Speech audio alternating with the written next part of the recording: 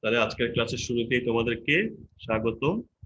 এখন আমরা গতদিন পড়েছিলাম দ্রাব্যতার কিছু গাণিতিক সমস্যা এবং দ্রাব্যতার পরিচয়, দ্রবণের যে শ্রেণীবিভাগগুলো ছিল সেগুলো পড়েছিলাম। তো দ্রাব্যতার যে গাণিতিক সমস্যাগুলো ছিল সেগুলো কি তোমরা প্র্যাকটিস করছিলা?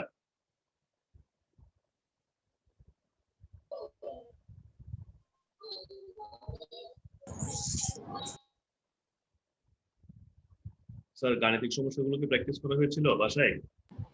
জি স্যার। পারা যাবে? ওই ধরনের ম্যাথ আসলে পারা যাবে? জি sir. Okay sir, very good. তাহলে আজকে আমরা যেটা পড়বো সেটা হচ্ছে দ্রাব্যতার নির্ভরশীলতা, অর্থাৎ দ্রাব্যতা কার কার উপর নির্ভর করে। তাহলে দ্রাব্যতা যে সকল বিষয় বা যে সকল শর্তের উপর নির্ভর করে সেগুলোকে বলা হয় দ্রাব্যতার নিয়ামক। তো এই দ্রাব্যতার উপর বিভিন্ন নিয়ামকের যে প্রভাব, সেই প্রভাবটা নিয়ে আজকে আমাদের আলোচনার বিষয়। তাহলে আমরা দেখিনি প্রথমে দ্রাব্যতা কিসের কিসের উপর নির্ভর করে। এখন তোমরা কি কিছু বলতে পারবে যে একটা পদার্থের দ্রাব্যতা কিসের কিসের উপর ডিপেন্ড করতে পারে? দেখি তোমাদের থেকে কিছু আসে কিনা। স্যার তাপমাত্রা, চাপ এগুলা। তাপমাত্রার উপর নির্ভর করে, চাপের উপর নির্ভর করে। আর ঠিক আছে, এরপর দ্রাবকের প্রকৃতি, দ্রবের প্রকৃতি। দ্রাবক এবং দ্রবের প্রকৃতি। ঠিক আছে স্যার, তাহলে ভেরি গুড। তাহলে আমার তোমাদের থেকে অনেকগুলো পয়েন্ট চলে আসছে। আরেকটা নতুন পয়েন্টের নাম আমি অ্যাড করতেছি, সেই নতুন পয়েন্টের নাম স্ক্রিনের মধ্যে দেখবো। তাহলে তোমরা যে দুইটা বলছো দ্রাবকের প্রকৃতি, দ্রবের প্রকৃতি, ঠিক আছে। এরপর হচ্ছে তাপমাত্রা, চাপ, তোমাদের সাথে মিল আছে। এখন তোমরা যেটা বলো নাই সেটা আমি বলতেছি, সেটা হচ্ছে সম আয়ন প্রভাব। তাহলে দ্রাব্যতা এই সকল শর্তের উপর বা এই সকল নিয়ামকের উপর নির্ভর করে। তার শুরুতেই আসি এদের ধাপে ধাপে বর্ণনায়। তো আমরা প্রথমে আসি দ্রবের প্রকৃতি। তাহলে দ্রবের প্রকৃতি বলতে আমরা কি বুঝি, যে ওই দ্রবটা কোন ধরনের। একটু বুঝিনি স্যার, দ্রবটা কোন ধরনের। দ্রবের প্রকৃতি বলতে দ্রবটা কোন ধরনের। আমরা জানি আমাদের যে লবণগুলো দেওয়া হয়, সাধারণত আমরা দ্রব হিসেবে বিভিন্ন ধরনের যৌগ ব্যবহার করি। যে যৌগগুলো ব্যবহার করি সেগুলো হয় আয়নিক হয় অথবা সমযোজী হয়। আবারও বলছি, আমাদেরকে যে দ্রবগুলো দেওয়া হয়, যে যৌগগুলো আমাদেরকে দিবে সেগুলো মূলত আয়নিক বা সমযোজী, যে কোনো একটা হবে। তাহলে এখন আমাদেরকে দ্রাবক হিসেবে যেটা দেওয়া হয়, দ্রাবক হিসেবে আমরা কি নিব স্যার?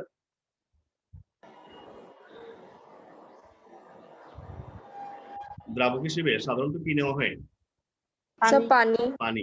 তাহলে পানি কোন ধরনের যৌগ স্যার? কি আয়নিক, সমযোজী, নাকি অন্য কিছু? দেখো তো। আয়নিক যৌগ। পোলার সমযোজী। Very good. পোলার সমযোজী কে বলছে?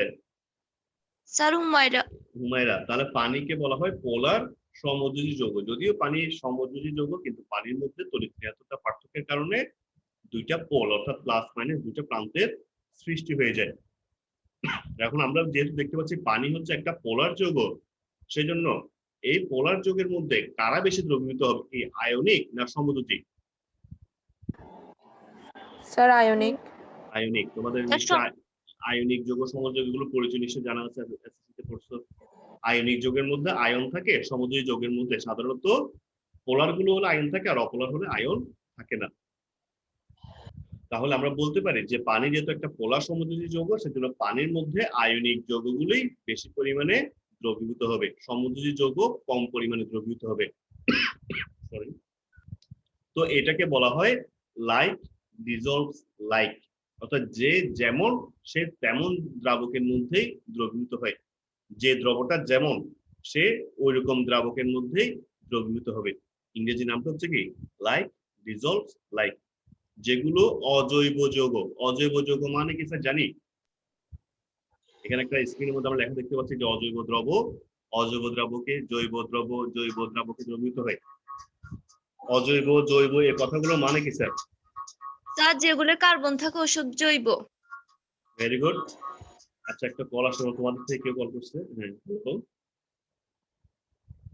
হ্যাঁ, ওয়ালাইকুম সালাম।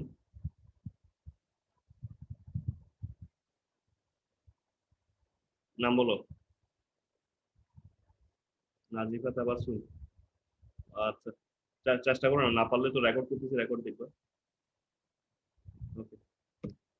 ওকে, তাহলে আমরা জৈব বলতে বুঝি মূলত কার্বন যুক্ত, আর অজৈব হচ্ছে কার্বন মুক্ত। বুঝছি? তাহলে অজৈব যৌগ যেগুলো, যেমন সোডিয়াম ক্লোরাইড একটা অজৈব যৌগ, তাহলে সোডিয়াম ক্লোরাইড দ্রবীভূত হবে কোথায়? অজৈব দ্রাবকে, অর্থাৎ পানিতে। পানি হচ্ছে একটা অজৈব দ্রাবক। তাহলে অজৈব যৌগগুলো অজৈব দ্রাবকে এবং জৈব যৌগগুলো জৈব দ্রাবকের মধ্যে দ্রবীভূত হয়। ঠিক আছে? তাহলে যেমন আমরা এসএসসিতে কিছু বিক্রিয়া পড়ছিলাম, যে উডস বিক্রিয়াটা কেউ পড়ছিলাম এসএসসিতে অ্যালকেন প্রস্তুতের ক্ষেত্রে?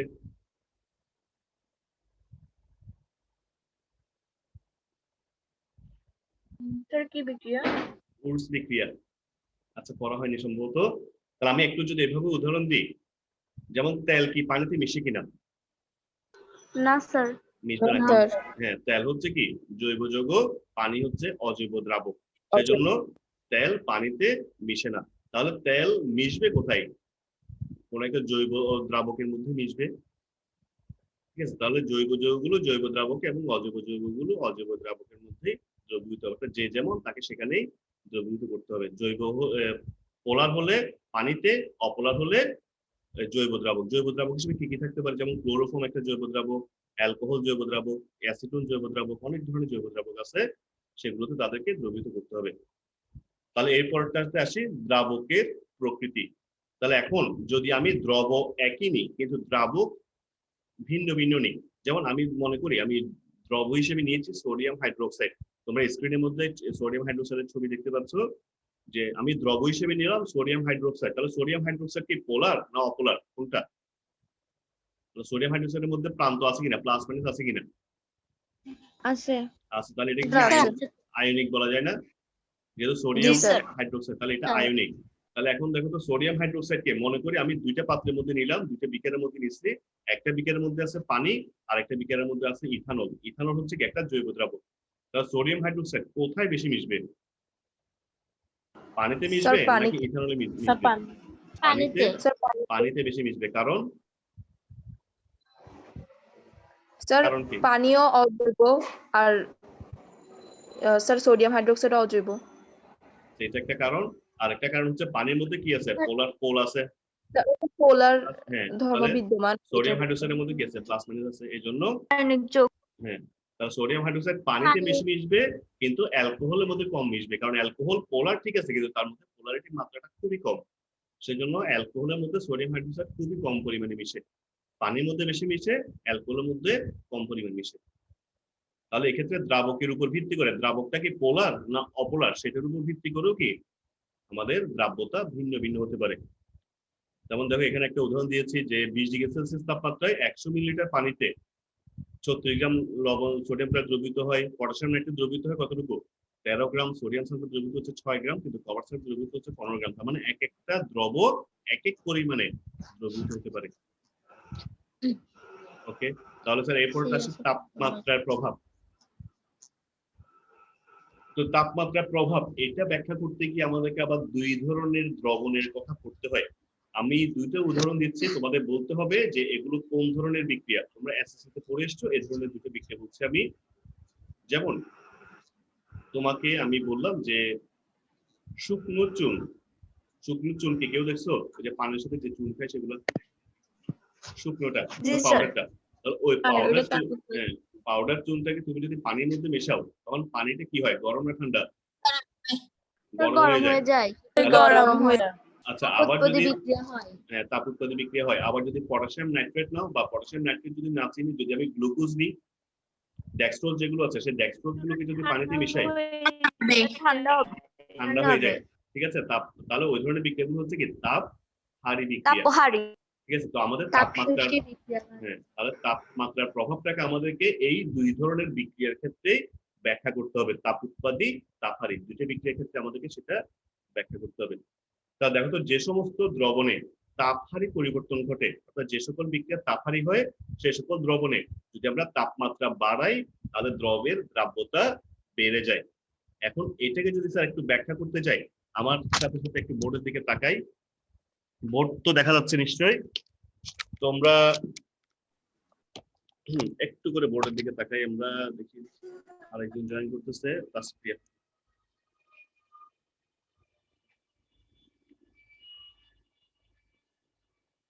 তোমাদের কি এসএসসি তে পড়া লাশাতিলিয়ে নীতির কথা কি মনে আছে? জি স্যার। স্যার ওটা কি ভালো করে স্যার। করছিলা? জি স্যার আমাদের এইচএসসি তো চতুর্থ অধ্যায়ের মধ্যে লাশাতিলিয়ে নীতিটা পড়তে হবে। তো এখন আমরা আপাতত দেখি পুরনো জ্ঞানটা কাজে লাগাই। আমি একটা তাপ উৎপাদী এবং একটা তাপহারী বিক্রিয়া লিখতেছি। আমাকে বলতে হবে যে তাপমাত্রা পরিবর্তন করলে এদের বেলায় সাম্যের অবস্থানটা কোন দিকে যায়। ঠিক আছে, তো আমি উদাহরণ লিখতেছি। পটাশিয়াম নাইট্রেট, এটার সাথে পানি মিশালাম।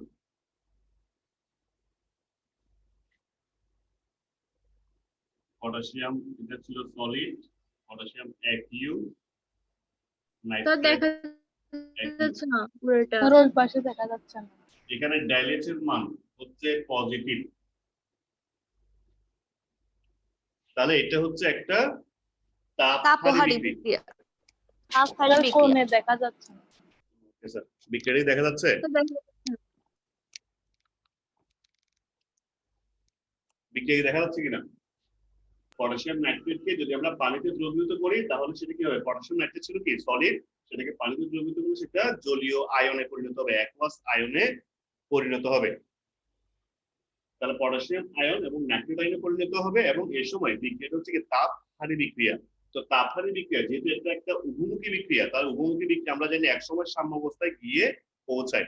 তো সাম্য অবস্থায় পৌঁছানোর পরে এখন যদি আমরা তাপ প্রয়োগ করি অর্থাৎ তাপমাত্রা যদি বাড়াই তাহলে বিক্রিয়াটা কোন দিকে যাবে? তার সামনের অবস্থানটা কোন দিকে যাবে? কি সামনে না পেছনে? কোন দিকে যায়? বাম তাপহারী থেকে বিক্রিয়ার ডান। ক্ষেত্রে তার বাম।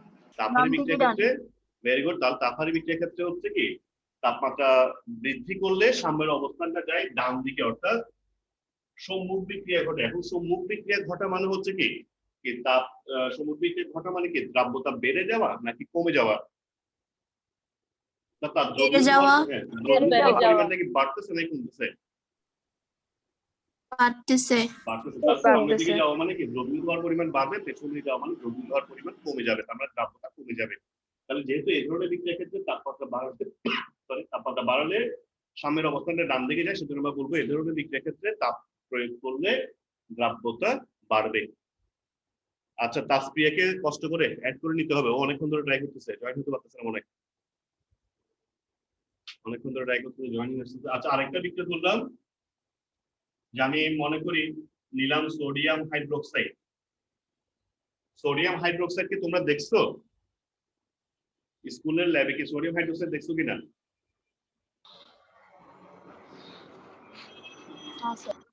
না স্যার। প্যারাসিটামল কি দেখছো স্যার? প্যারাসিটামল জি ট্যাবলেটটা? জি স্যার। প্যারাসিটামল জি ট্যাবলেটটা স্যার। যেরকম যেভাবে স্যার। যত বড় আকৃতির, তাহলে সোডিয়াম হাইড্রোক্সাইডের দানাগুলো সেরকম। সোডিয়াম হাইড্রোক্সাইড সাধারণত এরকম দানা আকারে থাকে। তাহলে সোডিয়াম হাইড্রোক্সাইড সলিড, সেটাকে যদি আমরা পানিতে মিশাই তখন সেক্ষেত্রে দেখা যাবে এটার সাথে যদি আমরা পানি মিশাই তখন উৎপন্ন হয় সোডিয়াম আয়ন এবং হাইড্রোক্সিল আয়ন। এখানেও এক ইউ দিতে হবে আমাদেরকে, জলীয় আয়ন। এই সময় ড্যালেসের পরিমাণটা আমরা পাই নেগেটিভ। অর্থাৎ সোডিয়াম হাইড্রোক্সাইডকে তুমি যদি পানিতে দ্রবীভূত করো তখন দেখবে যে টেস্ট টিউবটা বা বিকারটা গরম হয়ে যাবে, তার মানে এই বিক্রিয়াটা হচ্ছে কি তাপ উৎপাদী বিক্রিয়া। তাহলে তাপ উৎপাদী বিক্রিয়া একসময় সাম্যাবস্থায় আসলো ধরে নিলাম। তো সাম্যাবস্থায় আসার পরে যদি আমরা তাপ প্রয়োগ করি তাহলে সাম্যের অবস্থান কোন দিকে যায়? ডানে না বামে? কোন দিকে যাবে? প্রয়োগ করলে কমবে, পেছনের দিকে তাপ যাবে। উৎপাদী বিক্রিয়া, হ্যাঁ ভেরি গুড। তাপ উৎপাদী বিক্রিয়ার ক্ষেত্রে তাপমাত্রা বাড়ালে সাম্যের অবস্থানটা বিপরীত দিকে আসে, তার মানে বাম থেকে ডান থেকে বামে যখন আসবে তখন বিপরীত বিক্রিয়া ঘটবে। বিপরীত বিক্রিয়া ঘটা মানে কি এইটার পরিমাণ বাড়ানো না, সোডিয়াম হাইড্রোক্সাইড সলিড অবস্থার পরিমাণটা কি বাড়ানো, তার মানে দ্রাব্যতা কমে যাবে। এটা কি বুঝছি? বিপরীত বিক্রিয়া ঘটা মানে কি? সরি স্যার আচ্ছা, তাপ উৎপাদী বিক্রিয়ার ক্ষেত্রে যদি আমরা তাপমাত্রা বাড়াই তাহলে সাম্যের অবস্থানটা বিপরীত দিকে যায়, বিপরীত বিক্রিয়া ঘটবে। বিপরীত বিক্রিয়া ঘটা মানে হচ্ছে এই সোডিয়াম আয়ন এবং হাইড্রোক্সিল আয়ন, এই দুইটা আয়ন যুক্ত হয়ে সোডিয়াম হাইড্রোক্সাইডে পরিণত হবে। তাহলে এটা কি সলিড। তাহলে সলিড সোডিয়াম হাইড্রোক্সাইডে পরিণত হওয়া মানে হচ্ছে কি দ্রাব্যতা কমে যাওয়া। আয়নের পরিমাণ বাড়া মানে দ্রাব্যতা বাড়া, আয়নের পরিমাণ কমে যাওয়া মানে হচ্ছে কি দ্রাব্যতা কমে যাওয়া। তাহলে আমরা বলতে পারি যে তাপ উৎপাদী বিক্রিয়ার ক্ষেত্রে তাপমাত্রা বাড়ালে দ্রাব্যতা হ্রাস পাবে। তাপহারী বিক্রিয়ার ক্ষেত্রে তাপমাত্রা বাড়ালে দ্রাব্যতা বেড়ে যাবে। এই দুইটা কথা আমাদেরকে মনে রাখতে হবে স্যার। তাপ উৎপাদী বিক্রিয়ায় তাপমাত্রা বাড়ালে দ্রাব্যতা কমে, তাপহারী বিক্রিয়ায় তাপমাত্রা বাড়ালে দ্রাব্যতা বাড়ে।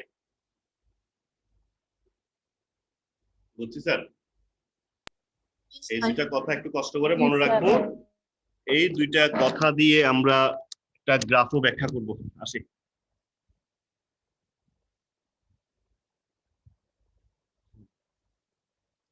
আমাদের দেখো এই ধরনের যৌগ যেমন potassium chloride, potassium nitrate, ammonium chloride, এদের বেলায় তাপমাত্রা বাড়ালে দ্রাব্যতা বাড়ে, আর তাপ উৎপাদী বিক্রিয়ার ক্ষেত্রে যেমন এগুলোকে পানিতে দ্রবীভূত করে দ্রাব্যতা কমে যায়।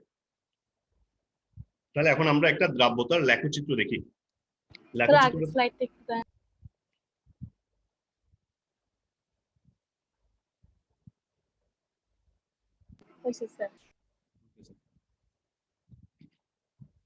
তাহলে এখানে একটা লেখচিত্র আমরা দেখতে পাচ্ছি। এই ছবিটা তোমাদের বইতেও আছে, দেখে নিতে পারো।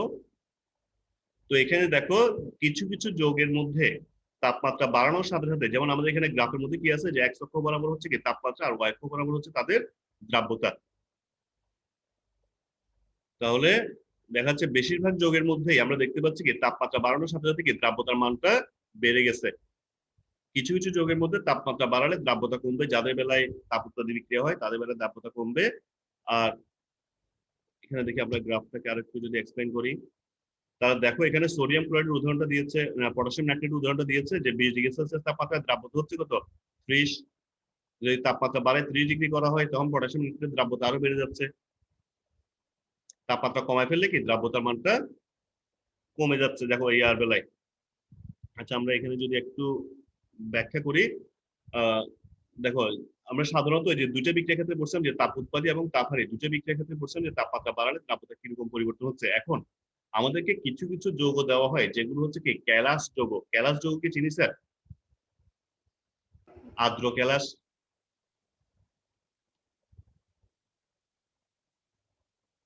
আর্দ্র ক্যালাস কি চিনি স্যার? তুতের নাম শুনছি? জি স্যার। তুতের সংকেতটা কি স্যার স্যার? পানি স্যার CuSO4 5 অণু পানি। Very good. তাহলে দেখো যে কপার সালফেটের দ্রবণ থেকে, কপার সালফেট একটা সম্পৃক্ত দ্রবণ থেকে যখন আমরা কপার সালফেটের দানা তৈরি করি তখন দেখা যায় ওই কপার সালফেট দ্রবণ থেকে 5 মোল পানিকে আটকে রাখে বা শুষে রাখে। এই পানিগুলোকে বলা হয় ক্যালাস পানি। ঠিক আছে? তাহলে সব যৌগ পারে না, কিছু কিছু যৌগ এভাবে ক্যালাস গঠন করার সময় অর্থাৎ সম্পৃক্ত দ্রবণ থেকে দানা তৈরি করার সময়, ক্যালাস তৈরি করার সময় তারা দ্রবণ থেকে কিছু সংখ্যক পানি শুষে রাখে, যে পানিগুলোকে আমরা বলছি ক্যালাস পানি। তাহলে এই ধরনের একটা যৌগের উদাহরণ দিলাম আমি, আর্দ্র সোডিয়াম সালফেট। এটাকে অবশ্য আরেকটা নামে ডাকা হয়, সেটা হচ্ছে গ্লুবার লবণ। গ্লুবার, গ ল সুগার, ব আকার র, গ্লুবার লবণ। ঠিক আছে? এখানে যে উদাহরণটা দিয়েছি দেখো ছবিতে, সোডিয়াম সালফেট সাথে 10 মোল পানি, এটা হচ্ছে গ্লুবার লবণ। তো এই গ্লুবার লবণের যেহেতু এটা একটা আর্দ্র ক্যালাস, আর্দ্র ক্যালাস বলে দেখা যাচ্ছে এই গ্লুবার লবণকে যদি আমরা উত্তপ্ত করি, প্রথম দিকে তার তাপমাত্রা বৃদ্ধির সাথে সাথে তার দ্রাব্যতার মানে কিরকম পরিবর্তন হচ্ছে স্যার? গ্রাফটা কোন দিকে গেছে? উপরের দিকে। উপরের দিকে। উপরের দিকে যাওয়া মানে কি স্যার? দ্রাব্যতা বাড়া নাকি কমা? স্যার বাড়া।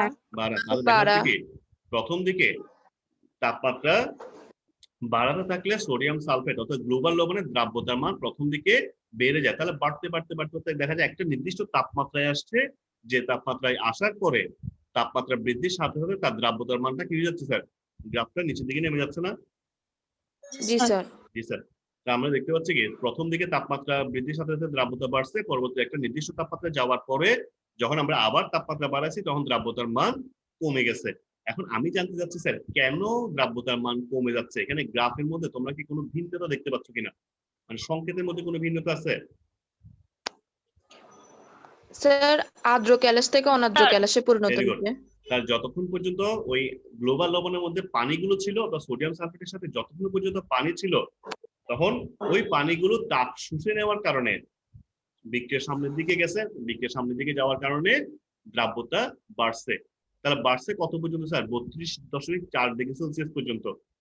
32.4 ডিগ্রি সেলসিয়াস পর্যন্ত তাপমাত্রা বৃদ্ধির সাথে সাথে গ্লোবাল লবণের দ্রাব্যতা বাড়ছে। এরপরে যখনই পানিগুলো বাষ্প হয়ে চলে গেছে, যে গ্যালাস পানি যেগুলো ছিল সেগুলো যখন সোডিয়াম সালফেট থেকে পৃথক হয়ে যখন চলে গেছে, তখন আমরা দেখতে পাচ্ছি যে যখন শুধুমাত্র সোডিয়াম সালফেটে পরিণত হচ্ছে, তখন সেক্ষেত্রে তার তাপমাত্রা বৃদ্ধির সাথে সাথে দ্রাব্যতার মান কমে যাচ্ছে। অর্থাৎ এক্ষেত্রে আমরা বলতে পারি কি, প্রথম দিকে এতটুকু পর্যন্ত বিক্রিয়াটা হচ্ছে কি তাপহারী, পরের দিকে বিক্রিয়াটা হচ্ছে কি তাপ উৎপাদী। সোডিয়াম সালফেট পানিতে যুক্ত হলে তাপ উৎপন্ন করে, এজন্য তাপ উৎপাদী বিক্রিয়া বলে তাপমাত্রা বৃদ্ধির সাথে সাথে দ্রাব্যতার মান কমে গেছে। তাহলে যে তাপমাত্রায় আসার পরে দ্রাব্যতার মান হঠাৎ করে কমে যায়, সেই তাপমাত্রাটাকে একটা নামে ডাকা হয়। এই নামটা হচ্ছে পরিবৃত্ত তাপমাত্রা। নামটা লিখে নিতে পারো, পরিবৃত্ত তাপমাত্রা। পরিবৃত্ত, বৃত্ত জানি সার্কেল, পরিবৃত্ত তাপমাত্রা বলে এটাকে। যে তাপমাত্রায় জয়েন হতে পারতেছে না স্যার, এটা ওদের নেটওয়ার্কের সমস্যা। আমাকে জানাইছে ফোন করে, আমাকে জানালো কি নাজিফা জানাইছে, তাসপিয়া অনেকক্ষণ ধরে ট্রাই করতেছে বললাম। হ্যাঁ, নাজিফাও এই যে জয়েনিং, আমি তো জয়েনিং দিছি কিন্তু ওরা চলে যাচ্ছে, জয়েন হতে পারতেছে না। তাসপিয়া অনেকক্ষণ ধরে ট্রাই করতেছে কিন্তু পারতেছে না, অনেকক্ষণ ধরে জয়েনিং লেখাটা আসছে, সম্ভবত নেটের প্রবলেম। আর কেউ নেই, এই দুইজনই পাঠাচ্ছে, 37 জন জয়েন করছে। তাহলে এই গ্রাফটা কি ব্যাখ্যা করতে পারবো স্যার, যদি আমাদের পরীক্ষায় আসে যে তাপমাত্রা বৃদ্ধির সাথে সাথে গ্লোবাল লবণের দ্রাব্যতা প্রথমে বৃদ্ধি পেলেও পরবর্তীতে হ্রাস পায় কেন? এটা কি ব্যাখ্যা করা যাবে স্যার অনুধাবনমূলক প্রশ্ন যদি আসে? জি স্যার। পারবো। যতক্ষণ পানি ছিল সাথে ততক্ষণ পর্যন্ত দ্রাব্যতা বাড়ছে, তাপহারী বিক্রিয়া। পানি চলে যাওয়ার পরে তাপ উৎপাদী বিক্রিয়া, এই জন্য তাপমাত্রা বৃদ্ধির সাথে সাথে দ্রাব্যতা কমে গেছে। যে তাপমাত্রা কমে যায় সেটাকে নাম দিয়েছি কি পরিবৃত্ত তাপমাত্রা। ওকে স্যার, এই প্রশ্নটাও আসছে একটা বোর্ড কোয়েশ্চেন, সেই জন্য তোমরা উত্তরটা লিখে দিতে পারবে আশা করি, না পারলে বলবা। এরপরটা হচ্ছে চাপের প্রভাব। তো চাপের প্রভাব এটা শুধুমাত্র কঠিন বা চাপের প্রভাবটা শুধুমাত্র গ্যাসীয় পদার্থের জন্য প্রযোজ্য, এটা কঠিন বা তরলের ক্ষেত্রে সাধারণত প্রযোজ্য হয় না। যেমন মনে করি আমি কোন একটা কঠিন বস্তু নিলাম, সেটাকে কি চাপ দিলে স্যার এটা আয়তন চেঞ্জ হবে? যেমন ধর তোমার সামনে যে বইটা আছে, চেপে ধরো, বই আয়তন কি কমে যাবে কিনা? তাহলে কঠিন বা তরলের ক্ষেত্রে চাপ প্রয়োগে আয়তনের খুব একটা পরিবর্তন ঘটানো যায় না। সেজন্য আমরা কঠিন বা তরলের ক্ষেত্রে যদি আমরা কঠিন বা তরলের ক্ষেত্রে চাপের কোনো প্রভাব থাকবে না, তার চাপের প্রভাবটা থাকবে শুধুমাত্র গ্যাসের ক্ষেত্রে। তাহলে গ্যাসীয় পদার্থের মধ্যে দেখা যায় চাপ দিলে তাদের আয়তনটা খুব কমে যায়, সেই জন্য গ্যাসের ক্ষেত্রে চাপ বাড়ালে দ্রাব্যতা বাড়ে। এখন একটু স্যার জিজ্ঞেস করতেছি যে গ্যাসের ক্ষেত্রে আমরা বললাম যে চাপ বাড়ালে আয়তন কমে যাচ্ছে, আয়তন কমলে গ্যাসের কি ভৌত অবস্থায় কোনো পরিবর্তন হবে? একটু জানতে চাচ্ছি, দেখি কে পারে এটা।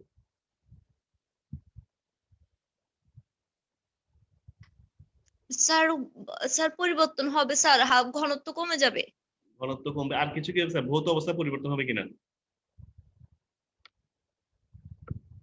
মনু আজকে ট্রাই করতেছে, পারতেছে না। মনু অনেকক্ষণ ধরে দেখি, একটু চিন্তা করে দেখেন স্যার।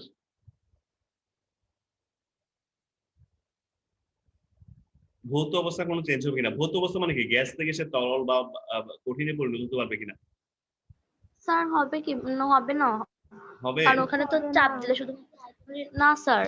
হবে না। আমরা কি স্যার এলপিজির নাম শুনছি? জি স্যার। এলপিজি টা কি স্যার? এলপিজি এর ফুল মিনিংটা কি জানি? এলিভেশনটা এলপিজি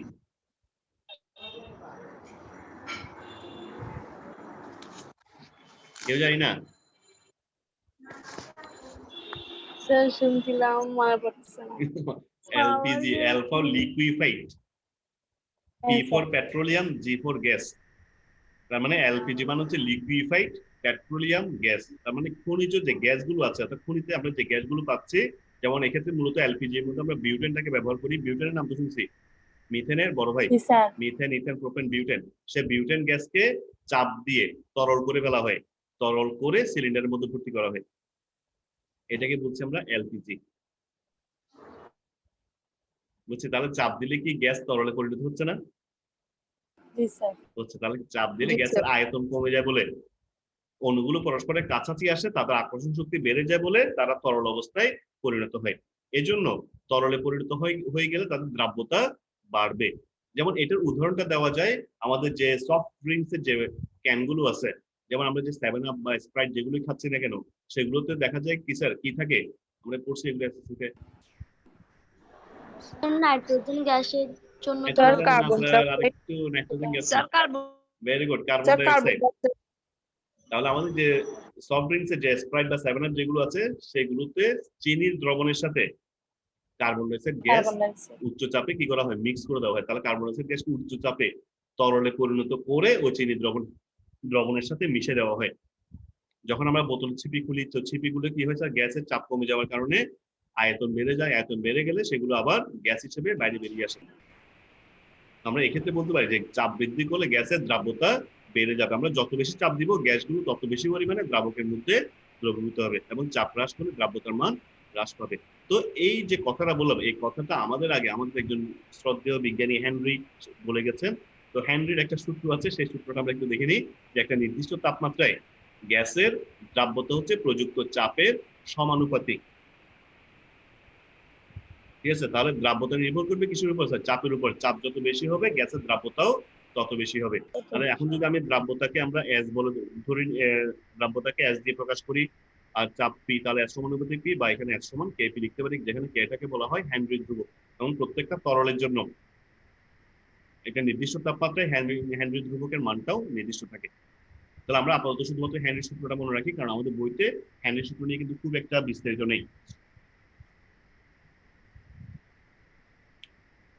ঠিক আছে, তাহলে এতটুকু পর্যন্ত মনে রাখা যায় আপাতত। তাহলে হেনরি সূত্রটা তোমাদের জ্ঞানমূলক দিতে পারে, বা চাপের প্রভাবটা কি ব্যাখ্যা করতে পারবে কিনা?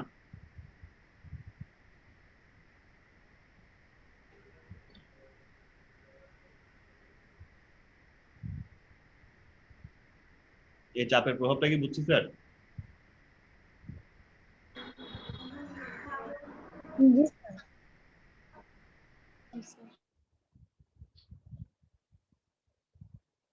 আচ্ছা, তো আমি একটা বোর্ড কোয়েশ্চেন দেখতে পাচ্ছি, তোমরা প্রশ্নটা লিখো, দেখি উত্তরটা দিতে পারো কিনা, যেহেতু সময় আছে। আমার টপিক সেই পর্যন্ত ছিল আজকে, নিয়ামক পর্যন্ত। আমি তো একটা প্রশ্ন দেখতে পাচ্ছি, প্রশ্নটা হচ্ছে সোডিয়াম সালফেটের পরিবৃত্ত তাপমাত্রা থাকলেও সোডিয়াম ক্লোরাইডের পরিবৃত্ত তাপমাত্রা নেই কেন? প্রশ্নটা লিখে নাও, এটা অনুধাবনমূলক প্রশ্ন দিতে পারে। সোডিয়াম সালফেট এর পরিবৃত্ত তাপমাত্রা থাকলেও সোডিয়াম ক্লোরাইডের পরিবৃত্ত তাপমাত্রা নেই কেন?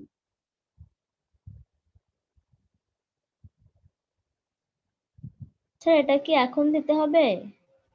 এমনিতে একটু আমি জানতে চাচ্ছি, পারবে কিনা? স্যার আবার বলেন, কোশ্চেনটা আবার বলেন। সোডিয়াম সালফেটের পরিবৃত্ত তাপমাত্রা থাকলেও সোডিয়াম ক্লোরাইডের পরিবৃত্ত তাপমাত্রা নেই কেন?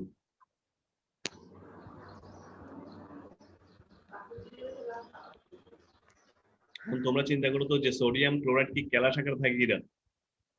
স্যার সোডিয়াম মানে আর্দ্র ক্যালাস আকারে থাকে না, ক্যালাস আকারে থাকে ঠিক আছে, কিন্তু আর্দ্র ক্যালাস কিনা? সোডিয়াম ক্লোরাইড কি পানি শোষণ সোডিয়াম করে রাখে? স্যার সোডিয়াম সালফেট আর্দ্র ক্যালাস, কিন্তু সোডিয়াম হ্যাঁ। ক্লোরাইড আর্দ্র ক্যালাস না। ভেরি গুড, তাহলে এখান থেকে উত্তরটা পেয়ে যাবে না? স্যার আর্দ্র থেকে যখন অনার্দ্র হয়ে যাবে তখন তো ওর তাপমাত্রার পরিবর্তন আর কি দ্রাবকের মানটাও পরিবর্তন হবে, যার ফলে দ্রাব্যতা এখানে হ্যাঁ। আর কি পরিবৃত্তটা এটার ক্ষেত্রে দেখা যাবে, কিন্তু সোডিয়াম ক্লোরাইডে দেখা যাবে না। সোডিয়াম ক্লোরাইড তো ওই যে আর্দ্র ক্যালাসটা তো নেই, পানি তো নেই এখানে।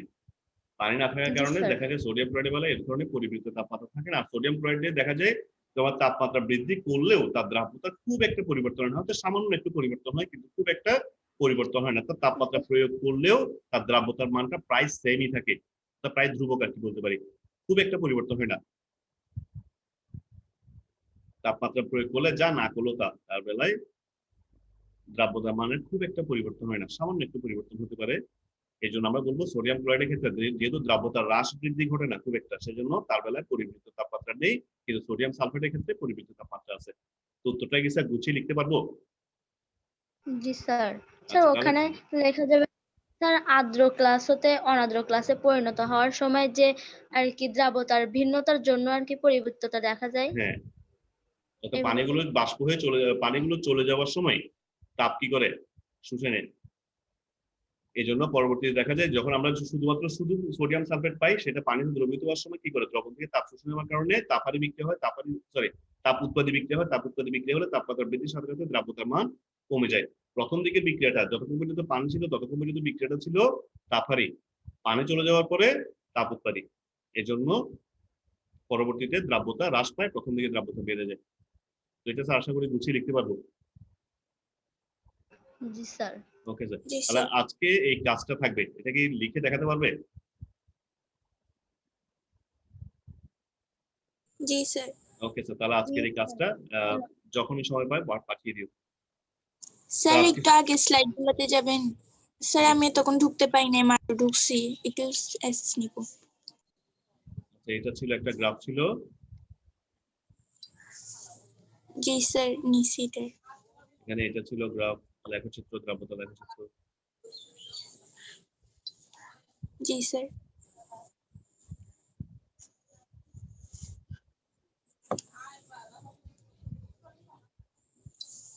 হুম।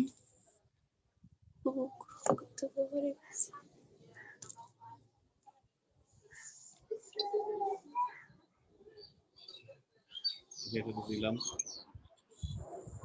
এখানে এটা। জি স্যার হইছে। Sir Okay, thank you. Okay, খোদা হাফেজ। স্যার আসসালামু আলাইকুম। ওয়ালাইকুম আসসালাম।